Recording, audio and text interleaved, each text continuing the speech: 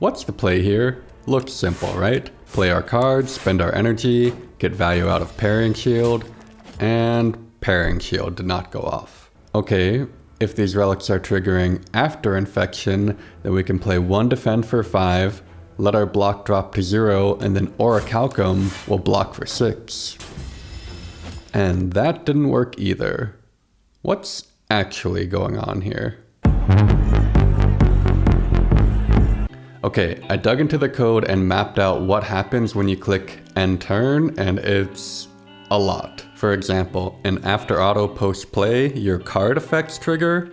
Powers go first, so Stampede will trigger before I am invincible. Good to know if you're ever in this common situation. Great. Now what about Parrying Shield and Orichalcum? Orichalcum gives block during the before end turn step, along with other relics like Ripple Basin, and they trigger in the order that you acquired them. So does the order actually matter here? No, because the flag for whether Orichalcum will give block or not was defined 2 steps prior in before end turn very early. What about Parrying Shield? That triggers way down here. A lot of stuff happens before that.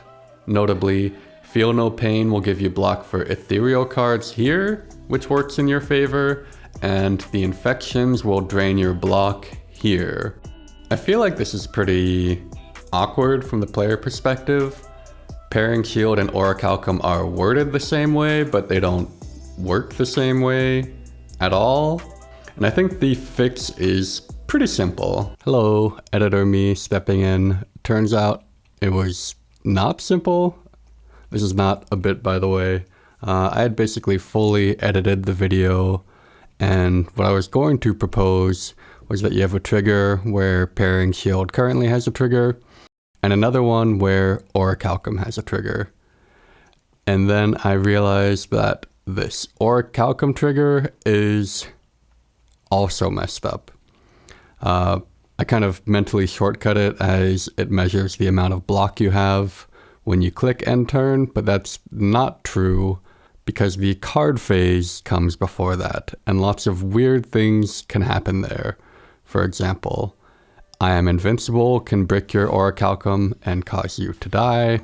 Stampede can brick your Parrying Shield and cause you to die. And you can even have block when you click end turn and still get Orichalcum to trigger. I think it can cover all the cases by putting checks in 3 different spots. I don't know if this is considered spaghetti code, but basically what you're trying to get to happen is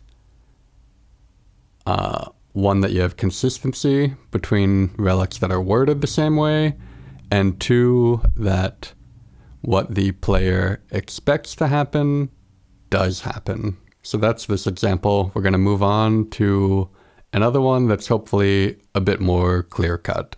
Another much more common timing issue involves Gremlin Horn. Say there's an enemy that will die from Doom or Poison or Thorns on its turn. Gremlin Horn will give you a card and an energy, and then you keep the card and lose the energy. This makes no sense. So why does this happen? It's because the game handles cards and energy differently. Currently, for cards, you flush or discard your hand at the end of your turn, and then at the start of your turn, you draw 5 more cards. For energy, your energy just sits there during the opponent's turn, and then gets reset to your max energy at the start of your turn. So the fix here is clear. Just treat energy and cards the same way. So now, instead of resetting our energy at turn start, we're going to set our energy to 0 at the end of our turn, and then add our max energy at the start of the turn. Now, Gremlin Horn will let us keep the card and the energy. Thank you for watching, and if you